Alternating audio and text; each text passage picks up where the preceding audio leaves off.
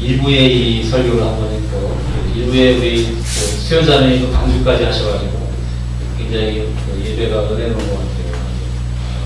지우지은이하고 명성대가요, 은하자매한테 같이 예배했어요. 2부에 이렇게 또 많은 성도를 하고 함께하는 게 너무 좋은 것 같습니다. 우리 반가운 얼굴이 왔어요.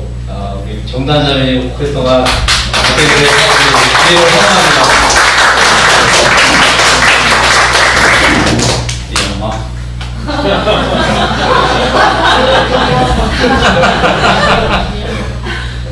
이상하죠?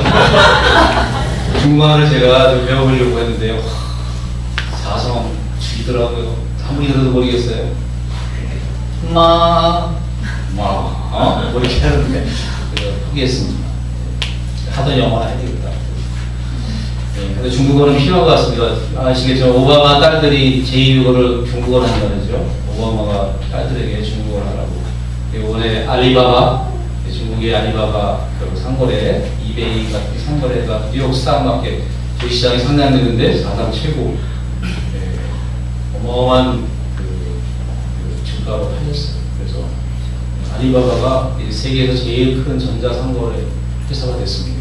그리고 중국이 앞으로 이제 그럴 것 같아요. 알리바바가 이제 신호탄을 끄는 것 같고, 앞으로 세계는 중국의 세계가 될 거라는 생각이 듭니다. 그래서 아직 뭐 영어가 세계를 언어 되게 될 것 같은데요.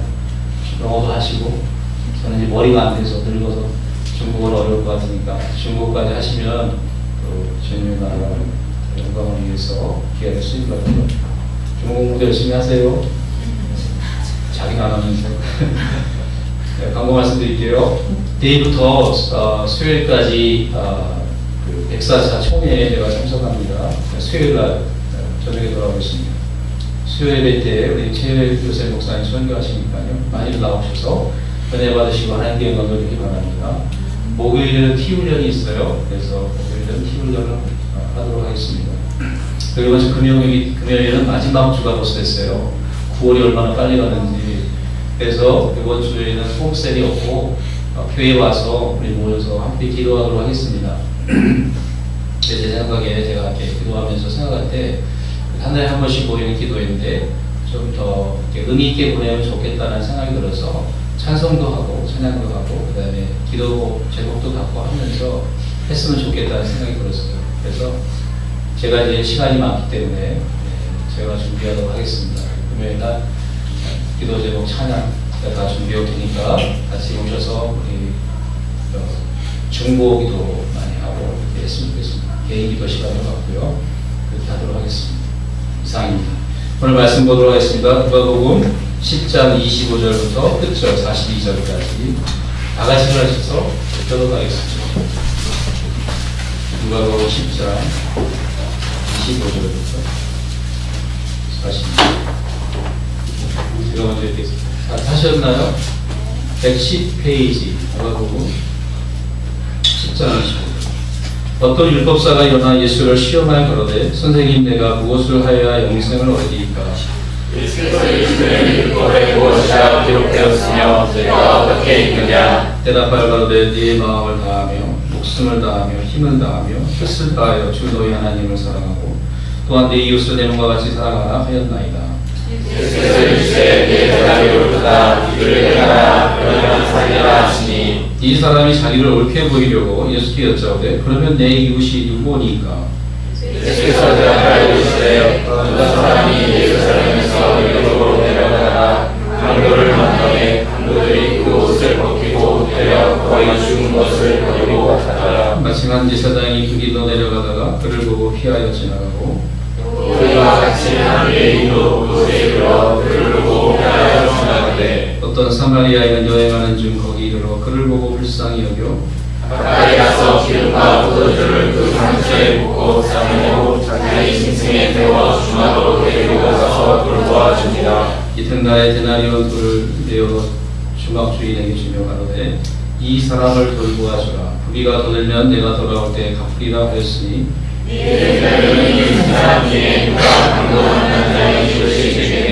가로되 자비를 베푼 자니이다. 예수께서 이르시되 가서 너도 이와 같이 하라 하십니다. 주여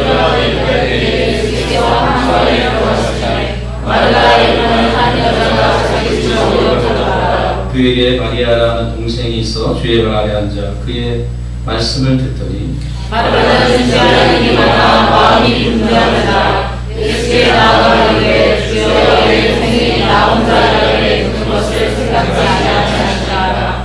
저를 명하사 나를 도와주옵소서. 주께서 대답하여 가라사대 마르다야 마르다야 네가 많은 일로 염려하고 근심하나 그러나 한 가지만 하든지 꼭 한 가지만이라도 족하니라. 마리아는 이 좋은 편을 택하였으니 빼앗기지 아니하리라 하시니라.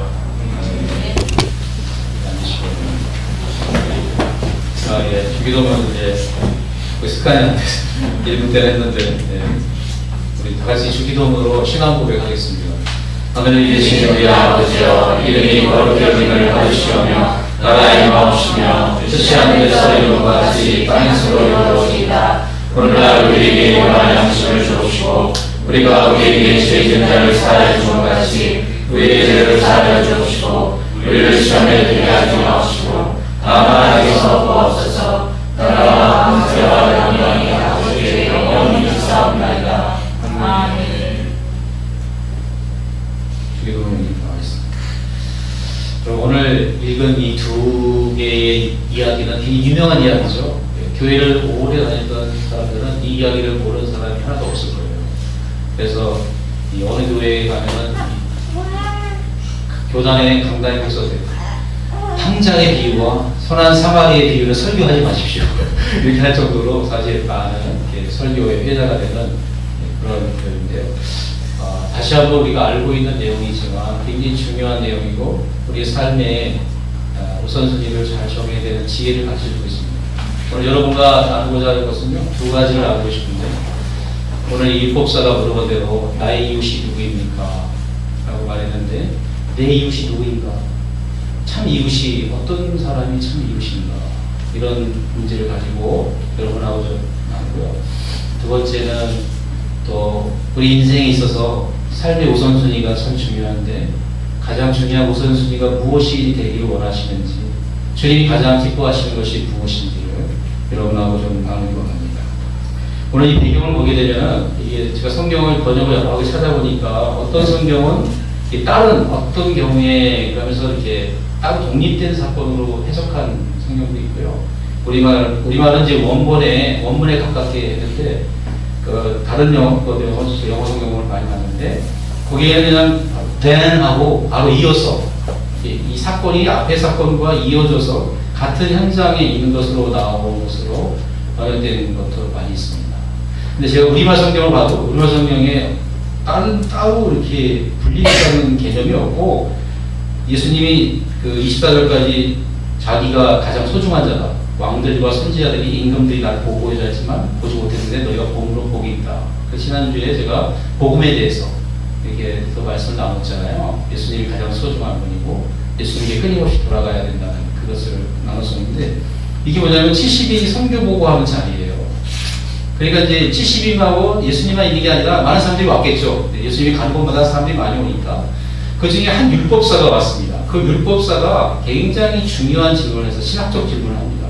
그 신학적 질문이 뭐냐면 25절에 내가 무엇을 하여야 영생을 얻으리까? 라고 물어봤어요. 여러분 율법사들이 모여서 토론하는 내용 중에 중요한 주제 중에 하나가 영생이지 않을까요? 어떻게 하면 하나님 앞에 구원을 얻고 하나님 백성으로서 그 영원한 주님의 나라에 들어갈까? 주님의 나라라는 개념이 율법사들에게 있었는지 없었는지 모르지만 그래서 중요한 건 뭐예요? 하나님의 백성으로서 거룩하게 살고 바리새인들은 부활을 믿었으니까 부활할 수 있는 영생할 수 있는 방법에 대해서 많이 논했을 것 같아요. 그죠? 그렇기 때문에 이 신학적 주제는 굉장히 생소한 게 아니고 많이 그 율법사들이 논했던 주제예요. 근데 누구의 의견을 듣고 싶은 거예요? 예수님의 의견을 듣고 싶은 거예요. 예수님이 아직 그때 유대한 랍비로 율법사로 사람들이 생각했기 때문에. 근데 이 신학적 주제는 참 좋은데 동기가 안 좋아요. 여기 보니까 성경 25절 보니까 예수를 시험하여 가로되 그래서 이 율법사가 시험하려고 나온 거예요. 그러니까 이 율법사는 이미 자기가 알고 있는 답이 있어요. 근데 그 답을 예수님이 아는가 모르는가 확인하고 싶었던 거예요.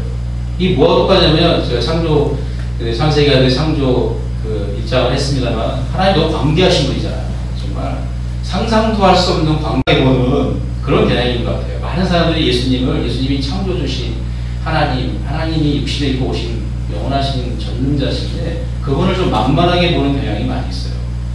우리 시도 그런데 율법사도 마찬가지입니다. 율법사도 눈이 가리웠기 때문에 예수님이 하나님이신데 하나님인 걸 알지 못하고 감히 율법의 저자인 그분에게 물어보는 거예요. 어떻게 영생을 얻냐고. 굉장히 교만하죠. 마음이 높고 교만합니다.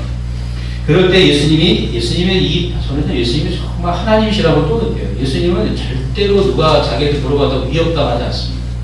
하나님이시기 때문에 코트를 하나도 위협당하지 않고 예수님이 딱 율법사가 시험하려고 공을 딱 던졌는데 저희 딱 받아서 어떻게 해요? 다시 공을 던져요. 그래서 그 사람으로 하여금 자기를 돌아보게 하십니다. 참 주님이 자기를 돌아보도록 은혜를 베푸시는 거예요. 자기는 시험하러 나온 걸 알면서도 불구하고 그 율법사를 구원하고 싶으셔서 그 율법사에 기회를 주고 싶어서 그에게 다시 공을 던집니다. 역으로 물어봐요. 너는 어떻게? 왜냐면 율법 전문가니까 율법에 무엇이라 기록되었으며 내가 어떻게 읽느냐. 어떻게 읽느냐는 뭐냐면 너 어떻게 해석하느냐. 네 소견에는 네가 볼 때는 하나님의 뜻이 무엇을 해야 영생을 얻느냐 라고 물어본 거죠. 그래서 해석이 굉장히 중요하죠. 어떻게 해석하냐에 따라 뜻이 완전히 달라집니다. 오늘 이 사마리아인의 비유도 네가 어떻게 해석하냐에 따라서 뜻이 확 달라져요. 이렇게 해석하면 이렇게 확 달라지고 저렇게 해석하면 이 뜻이 확 달라져요. 그 달라지는 두 가지를 여러분하고 다 나누려고 해요. 자, 그렇게 말했더니 이 율법사가 정말 대답을 잘했어요. 뭐라 그랬어요? 내 마음을 다하고 목숨을 다하고 힘을 다하여 뜻을 다하여 주 너의 하나님을 사랑하고 또한 내 이웃을 내 몸과 사랑하라 하였나이다. 예수께서 뭐라 하시면 내 대답이 옳도다 그랬어요. 틀리지 않았다는 거예요. 그렇게 하면 영생을 얻는다는 거예요. 그러면 살리라 라고 주님이 말씀하셨어요. 예수님이 어떤 율법사가 또 시험 안에서 나와서 또 질문한 게 있습니다. 율법에서 가장 큰 계명이 무엇이냐니까 라고 마태복음 10장에 보면 나하고 물어보는 내용이야. 그때 예수님이 뭐라 하세요? 똑같이 마음을 다하고 뜻을 다하고 힘을 다하여 목숨을 다하여 주 너의 하나님을 사랑하고 둘째는 이와 같으니 내 이웃을 내 몸같이 사랑하라. 이것이 율법이요? 율법이요 선지자인 줄 알았어요. 율법과 선지자를 한마디로 말하는 거예요. 하나님 사랑, 이웃 사랑. 이 두 가지가 율법이라는 거예요. 그것이 율법의 전부라는 겁니다. 이 율법사가 그걸 굉장히 말을 잘했어요. 굉장히 뛰어난 율법사예요. 예수님께 칭찬을 받았어요. 예수님께 인정을 받았으니까 원저자에게. 그런데 29절에 보니까 이 사람이 자기를 옳게 보이려고 예수께 여쭤보되 그러면 내 이웃이 누구입니까? 라고 물어봤어요. 그게 뭐냐면 율법을 지켜야 영생을 얻는데 율법을 지켜야 되겠는데 자기가 율법을 지킬 수 있다는 거죠. 그래서 뭐예요? 내 이웃이 누구인지 가르쳐달라고 했어요. 여러분 제가 물어보겠습니다. 율법을 지켜서 구원을 받을 수 있나요? 받을 수 없죠. 어떻게 해야 구원을 받죠? 예수님을 믿어야 구원을 받죠. 주님이 그걸 모르시겠어요? 주님은 복음이 다르고 바울이 로마서나 다른 서신서의 성령을 통해서 가르친 복음이 다를 수가 없죠. 언제나 우리는 예수를 믿고 예수를 만나고 영접함으로 구원을 받는 것입니다. 그럼 변하지 않는 진리예요. 근데 예수님이 이 율법사에게 네가 나를 믿어야 구원을 받는다고 말씀하지 않고 사마리아의 이야기를 하는 것입니다. 이야기를 들었어요. 그래서 한 사람이 있는데 그 사람이 예루살렘에서 여리고로 가다가 강도를 만났는데 레인도 제사장이 지나가고 레인이 지나가다가 어떤 선한 사마리아인이 그를 보고서 불쌍히 여겨서 나귀에 태워가지고 여관으로 데려가서 포도주를 붓고 기름을 쌈에서 고쳐주고 그 다음에 하룻밤을 같이 그 사람하고 잔 다음에 또 부비가 더 들면 나중에 말하게 따라서 이 두 대나리 이틀치 싸 지금 돈 한 20만원 되겠죠. 20만원을 주면서 얘를 잘 봐달라고 내가 돌아올 때까지 그러면서 돌아오면 부비 비용이 더 들면 내가 다 내겠다 그러면서 떠나간다. 그래서 주님이 그 사마리아 그 율법사에게 들어옵니다. 제사장 레위 그 다음에 이 사마리아인 중에 강도 만난 자의 이웃이 누구냐고 물어봤어요. 그랬더니 그 율법사 뭐라 말하죠? 자비를 베푼 자입니다. 누구예요? 사마리아인이 그 강도 만난 자의 이웃이라는 거예요. 그런데 예수님이 너도 가서 그래야 이렇게 말씀하십니다. 여러분 이 말씀을 가만히 들어보면요 이 선한 사마리아인처럼 살아나가라고 라는 말로 해석할 수 있어요. 네가 나가서 이 선한 사마리아인처럼 이웃에게 그렇게 하라 이런 말로도 해석할 수 있어요. 그것이 가장 보편적인 해석이에요. 주석이라고 그러고요. 그렇지만 반대로 해석하면은 지금 예수님과 이 율법사의 관계에서 보면 이 율법사에게 필요한 것은 예수님입니다. 예수님. 그러면 이것은 성경은 이것을 비유라고 말하고 있지 않습니다. 우리가 보통 사마리아인의 비유라고 말하는데 비유라고 성경은 말하고 있지 않아요. 그래서 많은 성경학자들이 이것을 비유라고 말하지 않습니다. 왜냐하면 여리고, 예루살렘, 강도 만난 이것이 그 당시의 사건들과 너무 똑같아요. 여러분, 여리고는 어떤 데냐면은 항상 제사장이잖아요. 제사장은 제사를 드리는 사람이고, 레위인은 제사를 돕는 제사장을 돕는 사람입니다. 보조예요, 보조. 성전을 지키거나, 성전의 재물을 관리하거나, 이런 일을 하는 사람이에요. 둘 다 성전의 일을 맡은 사람입니다. 그 사람들이 그 당시, 예수님 당시에 가장 많이 살았던 동네가 어디냐면 여리고였어요. 여리고에 살았기 때문에 이들이 예루살렘에서 여리고를 내려가는 거예요. 여러분, 우리가 TV 훈련 때 배웠지만, 여리고에서 예수님이 마리아를 잉태했을 때도 요단강을 건너서 베레아 지역을 해서 여리고를 통해서 예루살렘으로 가시잖아요. 예루살렘으로 올라갈 때 그 길이 굉장히 험하다 그러잖아요. 그러니까 거꾸로 뭐예요? 예루살렘에서 여리고 내려오는 길은 이 피탈길입니다. 그리고 거기는 여리고라고 하는 성은, 여리고라고 하는 도시는 굉장히 번화한 곳이기 때문에 통행량이 굉장히 많았어요, 실제로. 그렇기 때문에 제사장이 지나가고 레위인이 지나가도 다른 사람이 구할 수 있는 가능성이 굉장히 높은 곳입니다. 그런데 거기 문제가 뭐가 있었어요? 강도들이 많이 있었어요. 실제로 많이 있었대요. 강도를 많이 당하고 어물쩡하다가는 자기도 당할 수 있는 거예요. 그러니까 이 강도 만난 사람은 유대인일 가능성이 높죠. 유대인일 가능성이 높습니다. 유대인이 미끼가 돼서 다른 강도가 와서 얼마든지 또 강도를 당할 수 있기 때문에 제사장이나 레위인이 그래서 도망갈 수도 있는 거예요. 자기가 또 다른 희생자가 될까, 강도 당할까. 아니, 여러 가지 성경 예수님이 말씀 안 하고 있지만, 비유이면은 우리가 T에서 배운 것처럼 비유면 한 가지 진리만을 가지고 있어야 되는데, 이건 비유가 아니고 그때 있었던 역사적 사건을 중심으로 한 거기 때문에 비유라고 해석하지 않아도 됩니다. 그래서 두 가지 뜻을 찾아낼 수도 있는 것이죠. 저는 이걸 보면서 이 강도 만난 사람이 저는 율법사적으로 보였어요. 주님이 말씀하시는 핵심이 뭐냐면, 네가 구원을 받고 싶으면 너의 영적인 상태를 알아야 된다. 그 영적인 상태가 뭐야? 네가 바로 강도 만난 사람이다. 죽게 된 사람이다. 근데 네가 믿고 따르던 제사법, 구약의 율법이 너를 구원했느냐?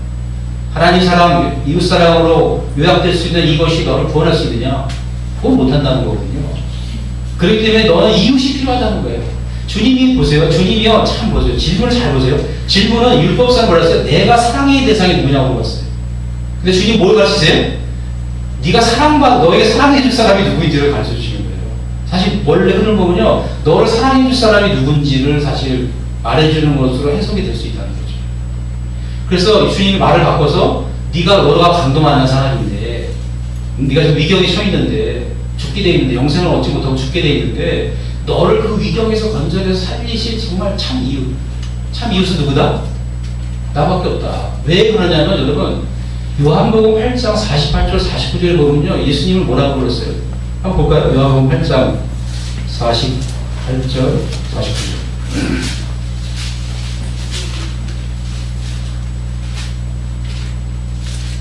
48절 49절 다 같이 읽겠습니다. 요한복음 8장 48절 49절 160페이지. 다 사셨나요?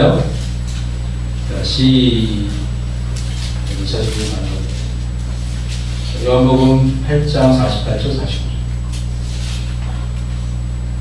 사셨나요?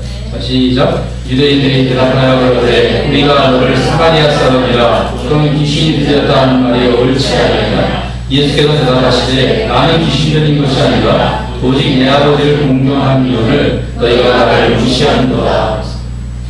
예수님을 사람들이 뭐라고 불렀어요? 사마리아 사람이라고 불렀어요. 사마리아 사람. 여러분, 예수님을 사마리아 사람으로 부른 거 뭐냐면 당시에 가장 천대받는 사람이 누구예요? 사마리아인이에요. 사마리아인은 인간 취급도 안 했어요. 전에 제가 설명한 것처럼 사마리아인은 혼혈족으로서 뭐예요? 자기들이 베델과 단에다가 금송아지 2개 만들어 놓고 구약 시대부터 뭐예요? 금송아지를 섬겼고, 그 다음에 나중에 그림신사에서 자기 자신의 사마리아에다 성전을 지어서 거기서 우상숭배했던잖아요. 배교자들입니다. 배교자. 이 우상숭배자들. 그러니까 유대인들이 너무너무 싫어요. 유대인들이 이 사마리아인들은 원수같이 생각해요. 우리의 정서하고는 별로 이렇게 안 닿았지만, 예수님 당시에 이 누가복음을 썼던 예수님이 그 청중들이 이 얘기 들었을 때 사마리아인의 비유는요, 충격적인 거예요. 사마리아인이 선언한 거예요. 왼수 같은 사마리아인. 근데 여러분 이 사마리아인이 예수님을 모르는데 사람들과 우리가 너를 사마리아인이라 귀신 들렸다는 게 옳지 않냐였어요. 근데 예수님이 뭐라고 말씀하시냐면요. 내가 하나님을 존경해서 하는 일인데 너희가 나를 무시한다.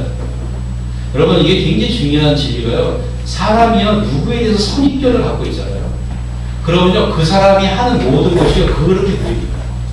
그 사람이 아무리 좋은 의도를 갖고 정말 진정으로 그렇게 말을 했어도요 그 사람을 무시하는 마음이나 판단하는 마음, 어떤 선입견이 있으면은 그 사람이 절대로 그 사람의 액면가를 볼 수 없어요. 그것은 우리 교우들 사이에도 마찬가지고 부부간에서도 마찬가지고 모든 사회관계에서 마찬가지입니다.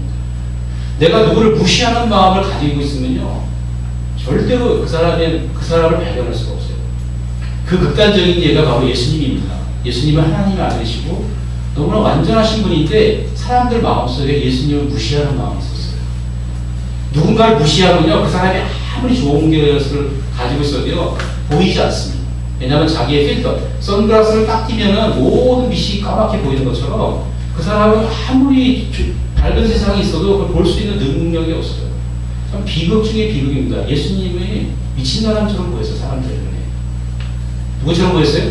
사마리아인처럼 보였어요. 사마리아인하고 누가 똑같은 거예요? 귀신 들린 자하고 똑같아요. 사마리아인 그러면 귀신 들린 사람이에요. 그만큼 사마리아인은 무시당하고 천대당했습니다. 그렇기 때문에 여러분 이 비유에서 예수님이 사마리아인의 비유를 든 것은 그 당시에 문화적 충격을 주기 위해서 정말 이웃이 천한 이웃이 누구인가를 가르치려고 하는 것도 있지만 정말 이 본문의 그 상황들을 볼 때는 이 율법사에게 정말 이웃이 누구인가 너를 구원할 자가 누구인가 구약의 율법을 지킴으로 구원을 받은 것이 아니라 너를 구원할 자를 네가 이웃을 만나야 된다는 거예요. 그 이웃이 바로 누구예요? 그 이웃이 내가 비난하고 사마리아인이라고 말하는 내가 너의 참 이웃이다. 너를 구원할 수 있는 자, 너에게 영생을 줄 수 있는 자는 누구라는 거예요? 나라고 하는 것을 주님이 말씀하신 것처럼 좀 해석이 되는 거예요. 그러면서 주님이 그렇게 여러분 이 사마리아인이 정말 아무도 모르겠어요. 관계도 없는 그 사람을 향해서 그렇게 하잖아요. 예수님 그렇게 했잖아요. 예수님이 자기의 모든 걸 들여서 우리를 구원하시는 참 이웃이잖아요. 정말 이웃이 이래야 되나요? 이웃의 정의가 뭐냐? 예수님이 말하는 이웃의 정의는 이것을 만약에 바꿔가지고 이 사마리아인을 그 율법사가 이렇게 된다. 네가 이 사마리아인처럼 살아야 된다고 율법사가 바꾸면은 또 내용의 해석이 좀 달라집니다. 그러면서 그렇게 되면 뭐냐면 이웃의 정의는 뭐냐면 공경에 처한 사람이 이웃이에요. 공경에 처한 사람. 그리고 사마리아인과 유대인은 인종이 달랐습니다. 주님은 인종과 모든 걸 초월해서 공경에 처한 사람이 우리의 이웃인 것을 말씀하시고 그 다음에 그렇게 공경에 처한 자를 어떻게 가서 자비를 베풀려고 하는 것이 이웃이라는 개념이죠. 그렇지만 우리에게 먼저 참 이웃이 예수님을 만난 예수님에게 사랑을 받고 고침을 받고 그것을 경험해야 그 사랑으로 어떻게 우리가 또 내 이웃을 내면같이 사랑할 수 있는 힘이 생기지 만약에 주님의 사랑이 아닌 나의 힘과 노력을 한다면 그 종교적 사랑이고 그것은 미선에 그칠 가능성이 높고 결국 지칠 수밖에 없는 사랑이라고 생각합니다. 아멘 아멘. 네. 제가 지난주에 제가 티울리아 때 좀 같이 나눴는데요. 제가 새생명교회라고 하는 교회를 방문했습니다. 탐방을 했는데 제가 전에 있던 교회 담임 목사님이 은퇴하셨는데 서울교회 출신들을 사역자가 다 오라 그래서 자기가 너무 놀랄 만한 교회를 소개하고 싶다고 그래서 제가 갔어요. 기대를 안 하고 오라 그러시면 바쁘진 않지만 귀찮아 저 별내 남양주 별내까지 오려는 거예요. 그래서 제가 그날 티울리아에 있어서 제가 차를 가지고 왔습니다. 전철역 별내에서 만나게 했는데 제가 그 교회 갔는데 참 많이 놀랐어요. 왜 놀랐냐면 그 목사님이 이영명 목사님, 신예경 목사님, 그 최 목사님하고 동기 동창이에요. 잘 아시더라고요. 얘기를 한참 하다 보니까. 근데 그분 교회는 개조한 지 4년 됐는데 이제 30가족 정도 나온다는 거야. 60명. 작년만 60명 잘 모르겠는데 근데 이분이 자양동에서 목회를 하셨는데 별내로 이사를 온 거예요. 그 시골로. 별내 신도시가 좋더라고요. 근데 온 교인이 다 재산을 정리해서 별내리서 왔어요. 그리고 그 교회는요, 저녁을 다 같이 공동 식사를 합니다. 저녁에 그 교회 1층 식당인데, 식당에 와서 다 공동 식사를 합니다. 아침에부터 와서 새벽 기도 말씀 전하지 않고, 목사님과 같이 성도들하고 와서 기도합니다. 그리고 아이들이 공부가 끝나면, 방과후 학교가 있어서 그 교회의 성도들이 그 아이들 봐주는 거예요. 5층짜리 건물을 지었는데 건물 너무 멋있어요. 사진도 찍어왔는데 거기에 보면 3층하고 4층은 2층이 하여튼 5가구가 들어가 살 수 있대요. 근데 한 가구는 제일 작은 집은 목사님이 사시고 그 다음에 나머지 4가구는 평생 청지기로 살기로 작정한 사람들, 즉 자기의 소유를 주장하지 않고 무소유로 주장, 교회의 하나님의 나라를 위해서 모든 걸 다 내어놓은 사람들이 들어와 살고 있대요. 갈 데가 없었어요. 목사님도 자기 아파트를 팔아서 다 주님께 헌물해가지고 목사님이 몸을 보신 거예요. 그래서 전부 다 헌물해서 그렇게 살고 있어요. 그래서 너무 충격을 받은 거예요. 그래서 그 목사님이 이런 말씀에서 자기 교회 성도들은 우울증 환자, 인생이 망가진 사람들, 다 포기한 사람들이 온대요. 그때 자기가 그를 만나서 성경 공부를 하면 처음에 자기가 형님, 뭐 동생, 아우 이렇게 하다가 이제 예수님을 만나면 목사님이라고 그런다고. 그 다음에 또 시간이 지나면 자기를 다 영적 아버지, 영의 아버지라고 부르죠. 다 그게 아무리 생각한데 자기 목사라고 부르지만 그래서 그분이 그 목사님 어떻게 그들을 이렇게 세우시고 그렇게 어떻게 한 공동체를 이렇게 사랑의 공동체가 될 수 있나요? 비결이 뭡니까? 그랬더니 우리가 죄인인 걸 깨닫는 거죠. 많은 사람들이 자기가 죄인인 걸 깨닫지 못한대요. 자기가 죄인인 걸 깨닫지 못해서 자기가 의인인 줄 알아요. 근데 주님의 은혜는 자기가 죄인인 것을 깨닫는 것입니다. 내가 얼마나 큰 죄인이고 내가 얼마나 큰 내가 자랑할 것이 없고 내가 정말 내세울 것이 없다는 죄인이라는 것을 깊이 깨달을 때 사역자부터 그럴 때 우리는 서로를 용납할 수 있다는 거예요. 성도의 죄와 성도의 연약함이 용납이 된다는 겁니다. 왜냐하면 나부터 죄인이기 때문에. 그래서 목회자가 자기가 죄인인 것을 깨닫지 못하면 성도들에게 부담을 준다는 거예요. 그래서 그 목사님이 정말 자기 성도들은요, 자기 죄인인 것을 너무 적나라하게 얘기한대요. 그래서 자기는 부부간에 있었던 이야기, 부부싸움에 있던 이야기, 자기는 예화를 뭐 책에서 들거나 어디서 들지 않는데요. 성도들하고 살면서 공동체에서 일어난 일을 가지고 예화를 든답니다.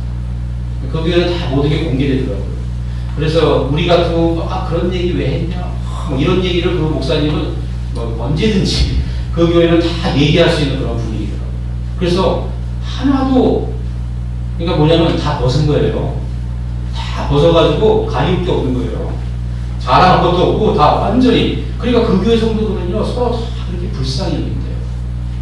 그래가지고 어떤 얘기를 해도 어떤 일이 생겨도 문제가 되지 않는다. 참 특이한 교회였어요.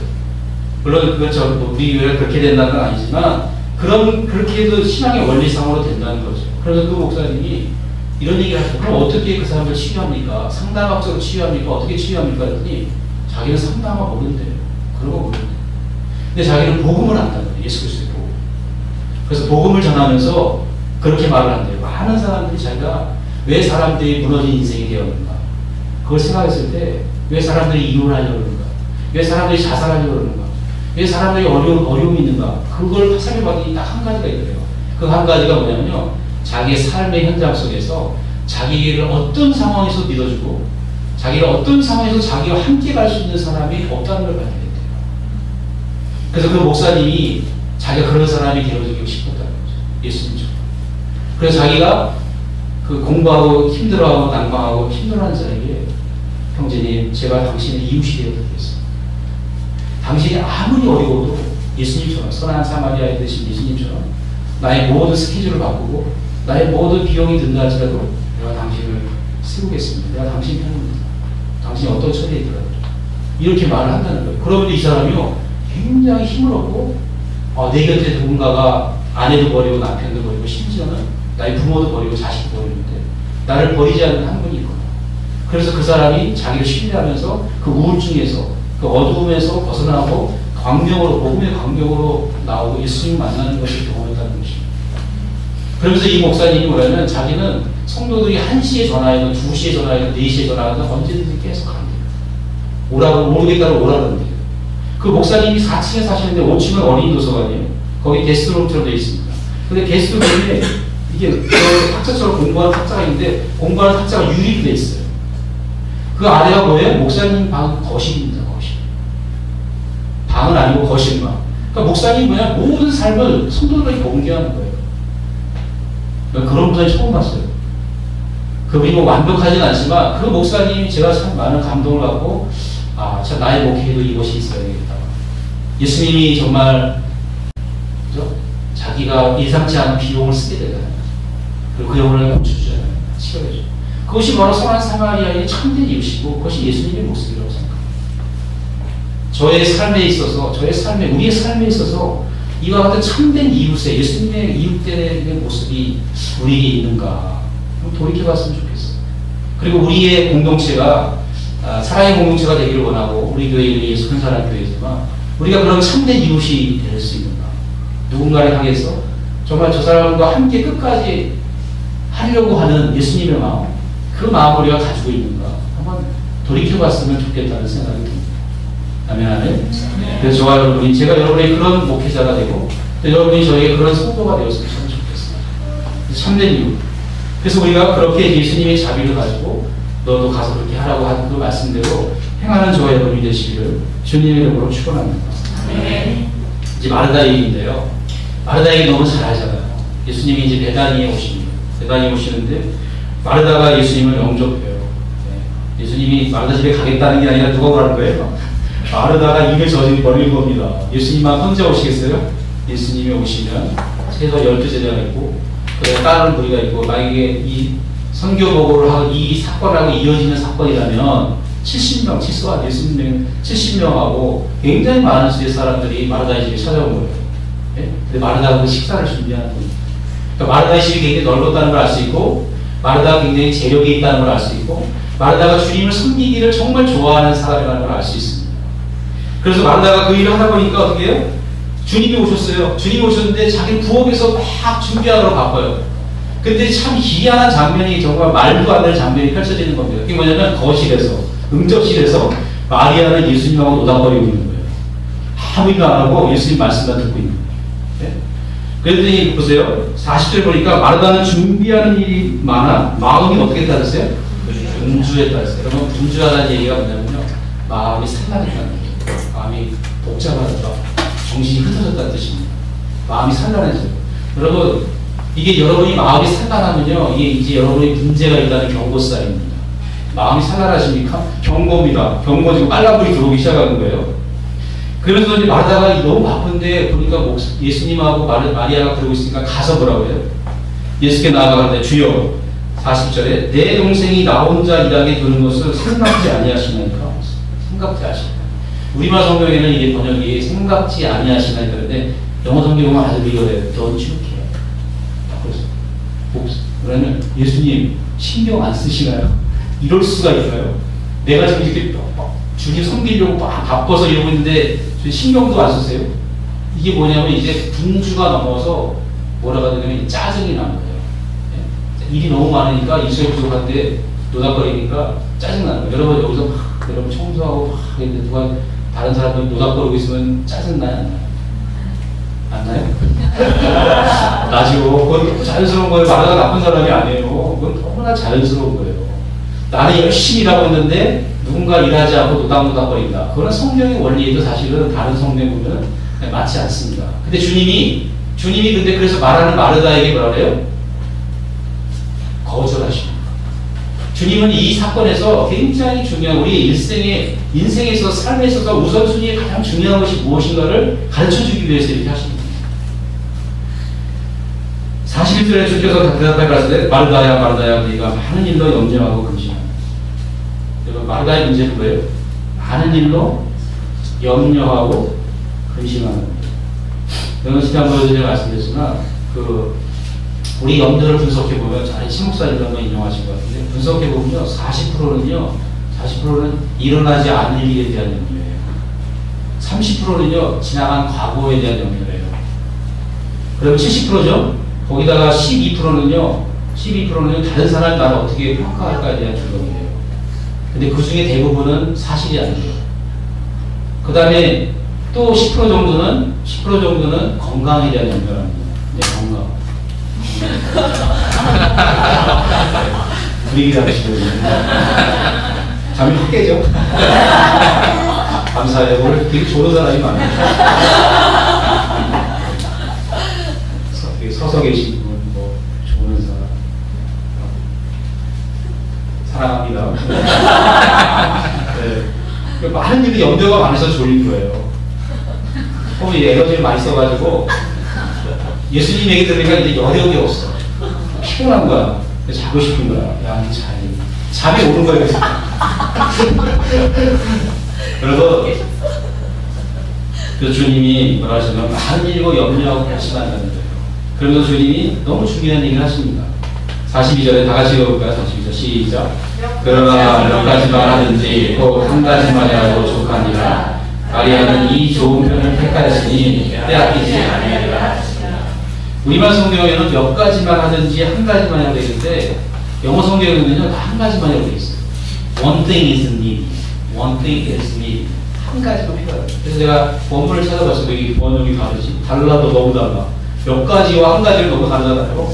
그래서 원문을 찾아보니까 원문에 에노스라고 하는 단어를 썼더라고요. 그래서 찾아보니까 에노스라는 단어가 어떤 단어, 이중적인 단어예요. 단어의 다이어예요.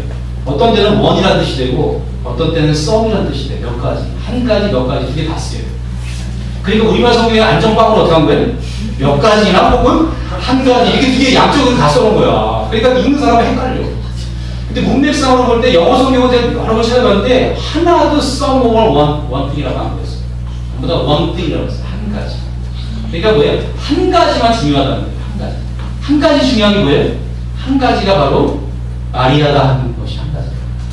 예수님의 발 앞에 있는 거예요. 여러분 예수님이 가장 중요한, 그래서 예수님이 뭐라고 하시냐면 마리아는 이 좋은 편을 택하였으니 라고 되어 있어요. 이 좋은 편. 사실 이 좋은 편 그러면은 이게 다시는 더 쉽게 말하면 마리아가 한 사역, 마리아가 하는 일도 누구를 위한 거예요? 주님을 위한 겁니다. 주님을 영접하기 위해서 음식 만들고 막 사람들 일시키고, 근데 너무 일이 많아지니까 마음이 번잡해져가지고 산만해져서 문제지 그거 나쁜 일 아니에요. 주님을 섬기는 나쁜 일 아니에요. 근데 주님을 말하자면 마리아는 이 좋은 걸 듣겠다 했어요. 그 원문에 보니까 영어 성경에도 good thing이라고 되어 있어요. This good thing. 나쁜 게 아니라. 근데 이거를 저는 이렇게 바꾸고 싶어요. 더 쉽게 예수님 전하고자 하는 뜻은 뭐냐면 better part. better thing이라고. better thing. 마르다가 하는 주님을 섬기려고 하는 사역이 나쁘진 않지만 더 좋은 건 뭐예요? 마리아가 예수님 발 앞에서 주님과 교제하고 주님과 친밀함을 나누는 그것이 훨씬 더 중요하다는 걸 주님이 가르쳐 주신 거예요. 그래서 마르다에게 당연히 마리아를 보내는 게 맞는 예언이지만 성경과 틀리지 않지만 이 사건을 통해서 주님이 가장 중요시 여기는 것이 무엇인지를 우리에게 가르쳐 주시려고 마리아를 이게 그렇게 해서 허락하신 거예요. 아멘, 아멘. 여러분 그렇기 때문에 우리가 이것을 사람이 살아가면서 저도 사역을 많이 하는데 사역은 주를 위해서 하는 거잖아요. 그 주를 위해서 하는 거지만 중요한 게 뭐냐면 주를 위해서 일하는 것보다 더 중요한 게 뭐예요?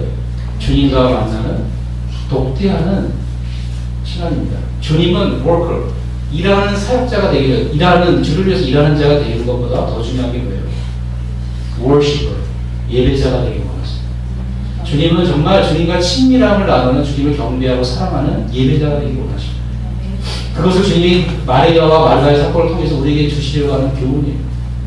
여러분, 빌 하이베스 목사님은 너무 바빠서 기도합니다라는 책을 썼어요. 제가 읽지 못했는데 제목만 봤어요. 아니 그 빌 하이베스 목사의 사역이 너무 많잖아요. 너무 많으니까 너무 바빠서 뭐 해야 돼요? 기도해야 돼요. 너무 바쁘기들 기도해야 된다는 거예요. 여러분 기도하지 않으면 어떻게 돼요? 주님과의 친밀한 교제와 주님으로부터의 사랑의 능력과 모든 걸 공급하지 않는 마르다처럼 될 수밖에 없어요. 처음에 마음이 분주해집니다. 분주가 나가면 어떻게 돼요? 염려하게 됩니다. 염려가 더 나가면 근심하게 됩니다. 근심하다 더 나가게 되면 뭐예요? 실망하게 됩니다. 실망하다 더 나가면 어떻게 돼요? 의심하게 돼요. 하나님의 사랑을 의심하게 됩니다. 그렇기 때문에 그런 것을 방지하기 위해서 주님이 마르다야, 마르다 두 번 부르시잖아요. 마르다가 한 일이 나쁘다는 게 아니에요. 마르다를 사랑하셨습니다. 사랑하셨지만 마르다에게 더 중요한 걸 가르쳐 주고 싶었어요. 마르다야, 네가 나를 사랑해서 나를 섬기는 것도 참 좋은 일이지만 마리아는 더 좋은 때를 택했다. 나는 네가 나와 함께 있는 게 더 좋아. 나는 그게 더 나에게 소중한 거야. 그걸 놓쳐버리면 어떻게 돼요? 그걸 놓쳐버리면 안 된다는 걸 주님이 이 마르다와 마리아의 사건을 통해서 가르쳐 주신 거예요. 여러분 우리가 섬기는 오세미 목사, 전에 예를 들었지만 오세미 목사님이 사역을 그만둔 게 온누리교회 5년 사역하시다가 너무 온누리교회 사역이 너무 많아서 간경화에 걸려서 5년 동안 치료가 돼요. 비싼 약, 항바이러스 바이러스 죽이는 항생제 5년 동안 투여받고 겨우 살아났어요. 겨우 살아나고 중국에 가신 분이에요. 네? 안산에 있는 김학중 목사님 교회는요, 사역자들이 더 죽는데 거의 거기는 실신할 정도래요. 일이 너무 많아서. 네? 제가 얘기 들었는데 오세훈 목사님 개인적으로 제 친구가 거기 있는데 오늘께는 명함도 보냈는데 그렇게 일이 많대요. 그러면 여러분 주를 위한 일이지만 어떻게 돼요? 나중에 번아웃되고 원망이 쌓여가고 주님과의 관계가 섣불해지게 될 수밖에 없어요. 그러면 그때는요, 주님의 일을 하는데 아주 기이한 현상이 생깁니다. 주님이 안 계시고 자기 혼자 일하는 그런 기이한 현상이 얼마든지 생길 수 있어요. 그런데 여러분, 사역이 바쁠수록, 저는 사역이 많이 바쁘진 않지만 사역이 바쁠수록 기도를 많이 해요. 그거는 사역뿐만 아니라 여러분의 일생에서 마찬가지예요. 여러분의 일이 너무 바쁘잖아요. 너무 일이 내가 원하지 않는 회사라든가 사업의 일로 너무 압박감이 많으면 조정을 해야 됩니다. 그 주님과 1대1로 교제하는 시간을 내야 돼요. 저는 그게 말이 안 되는 거라면요, 직업을 바꾸는 것도 생각해봐야 된다고 생각합니다. 왜냐하면 우리 인생에서 가장 중요한 게 돈 버는 것이 아니에요. 여러분, 제가 그 조선일보에 기사를 최근에 하나 봤는데 50명의 암 환자들에게 물어봤어요. 수도 요양병원에 가서 10명의 암 환자에게 인생이 후회되는 것 말이 나왔어요. 근데 거기서 돈 못 벌어서 후회된다고 말하는 사람은 한 명도 없었어요. 제일 많이 후회되는 게 뭔지 아세요? 뭘 것 같아요? 일 많이 한 거 제일 많이. 일을 너무 많이 해가지고 가족과 함께 하지 못한 거. 그걸 제일 많이 후회하더라고요.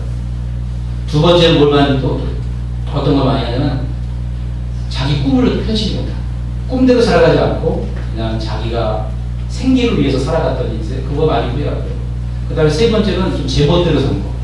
잘 먹고 잘 살고 편안하게 골프도 치면서 잘 살았지만 좀 자기를 생각하면서 인생을 좀 진지하게 살지 못한 것을 후회하는 사람들 많이 있었어요. 여러분, 우리는 왜 이렇게 열심히 일을 해야 되는가 한번 생각해 보세요. 왜 우리 도대체 무엇을 위해서 세상에서 이렇게 많이 열심히 일하고 돈을 많이 벌려고 그럴까? 네? 우리 기독교인이 정말 조심해야 될 게 뭐냐면, 전에 말씀드렸지만 성과주의를 조심해야 됩니다. 성과주의. 내가 주님 앞에 뭔가를 많이 하고, 뭐를 많이 이루어서, 돈도 많이 벌고, 사회적으로 어떤 명성과 지위를 얻어야만 내가 주님 앞에 영광 돌리는 것도 아니고, 그렇다고 내가 더 존귀한 사람이 되는 것도 아닙니다. 여러분 아시잖아요. 복음은 무엇입니까? 복음은 주님이 이미 다 이루어 놓으신 것을 누리는 거 아니에요. 우리가 죄가 많고 허물이 많지만, 주님 우리 위해 십자가에 죽으셨기 때문에 우리가 의인이 된 거, 완전한 의인 된 거를 누리는 거고, 그리고 우리가 재물이 별로 없지만 주님이 우리를 이 세상을 만물을 다 주는 그리스도와 함께 유혹으로 받은 만물, 개화나 모든 바울이나 모든 것이 다 너희 거라고, 만물 다 우리 거라고 말씀하신 그 하나님의 그 부유하심, 그것으로 우리가 이렇게 누리며 살아야 되는 것이 복음이잖아요. 복음은 하나님이 그것을 다 우리에게 선물로 주셨어요. 의와 부와 모든 걸 다 인정하십니다. 사랑하시는 그 모든 걸 다 선물로, 그 주님이 다 십자가에서 이루어놓으신 그것을 선물로 받았어요. 선물. 그래서 우리가 할 건 뭐예요? 그것을 누리고 그분 앞에 가서 마리아처럼 그걸 감사하고 주님을 경배하고 기뻐하는, 그것을 주님이 가장 귀하게 여기는 것이지. 그러니까 주님께 영광 돌리는 건 뭐냐면 주님이 해놓으신 일을 주님을 칭찬해 드리는 거예요. 주님께 감사하는 게 칭찬하는 겁니다. 그게 영광 돌리는 거예요. 네? 우리가 거기에 초점을 맞춰야지, 세상에서 인정받고 교회 안에서 또 사역을 하는 사람이 사역을 통해서 뭔가 큰 교회를 이루고, 네?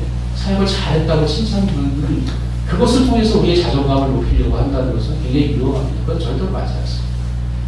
우리에게는 정말 마리아처럼 주님 말씀하신 것처럼 정말 더 좋은 곳을, 이 좋은 걸 택했다고 하면 그것을 정말 우리 누리며 살아야 돼요. 우리는 복음으로 살아야 됩니다. 아멘. 성령으로 살아야 됩니다. 우리는 복음을 누리며 주님이 이루어 놓으신 것을 누리는 것이 복음이지, 우리가 주님 앞에 뭔가를 해서 주님 앞에 인정을 받으려고 하는 것은 종교요, 율법이요, 성과주의입니다. 그래서 우리가 철저하게 대격해야 해요. 교회 안에서. 아멘. 그래서 우리가 평생 마리아처럼 좋은 것을 택해서 주님께 받은 그 힘으로 탈출하지 않고 정말 넉넉하게 좋은 이웃이 되어서 남을 섬길 수 있는 그런 사람이 되었으면 좋겠어요. 여러분, 남을 섬기는 것도 참 중요합니다. 그렇지만 더 중요한 것은, 좋은 사마리아인이 되는 것도 중요하지만 더 중요한 것은 마리아처럼 예배자가 되는 것이 훨씬 더 중요합니다. 하나님 그것을 원하세요. 그 예배자가 된 다음에 선한 사마리아인이 되십시오. 예배자가 된 다음에 전도자가 되십시오. 예배자가 된 다음에 사업가가 되십시오. 예배자가 된 다음에 직장인이 되시고 학생이 되십시오. 주부가 되시고 남편이 되십시오. 아멘, 아멘. 네. 기도하겠습니다. 이 시간에 주신 말씀을 생각하면서 선한 사마리아인의 비유와 마리아와 마르다의 비유를 통해서 우리 이웃이 무엇이며 어떤 이웃이 되어야 되는지 예수님을 생각하고 또 새생명교회 그 교인들의 모습, 그 목사님의 모습이 참 예수님의 모습을 많이 닮았다는 생각을 했습니다. 그런 좀 우리가 이웃이 됐으면 좋겠어요. 서로에게 대해서. 예수님 우리에게 자비를 베푸신 것처럼 선한 사마리아인이라고 욕을 먹으면서 선한 사마리아인이지만 귀신을 들었다 사마리아인이라고 욕을 먹으면서 그 자기를 비난한 자를 구원하신 그 예수님의 마음을 우리가 또 가졌으면 좋겠어요. 그리고 마리아처럼 주님 발 앞에 늘 주님 발 앞에 나아가 주님 앞에 마음을 토로하고 주님의 음성을 듣고 주님의 사랑을 받고 공유를 받는 그것이 주님이 가장 귀하게 여기시는 것이라는 것을 생각하면서 우리의 삶에 그런 것이 있기를 주님의 이름으로 축원합니다. 제가 기도하겠습니다.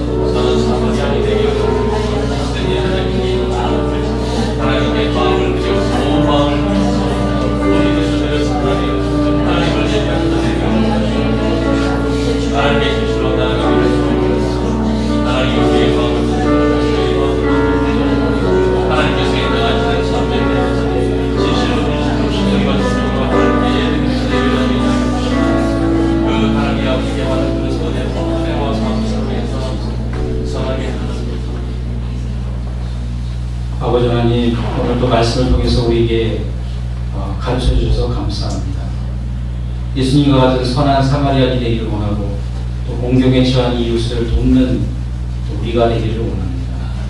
마리아처럼 하나님, 마르다처럼 일에 분주하여 주님의 일이든 세상의 일이든 이 일에 분주하여 주님에게 집중할 수 없는 그러한 우리의 삶이 되지 않게 도와주시옵소서.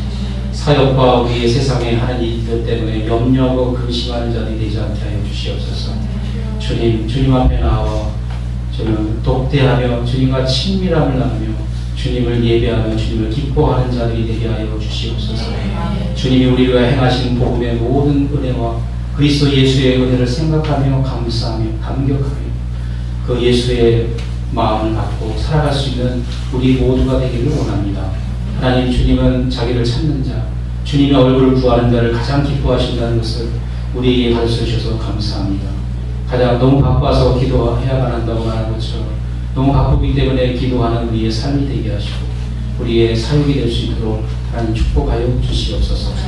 이제는 우리 주 예수 그리스도의 은혜와 하나님의 사랑과 성령의 교통하시는 오늘 주 예수 그리스도의 말씀을 듣고 선한 사마리아인처럼 공경에 처한 이웃을 도우며 또 끝까지 함께하는 사랑으로 함께하는 이웃이 되기를 바라며 또 마리아처럼 늘 주님과 친밀한 교제를 하며 예배자가 되기를 원하는 사랑하는 주님의 자녀들 머리 위에 지금부터 영원까지 함께하옵시기를 간절히 축원하옵나이다.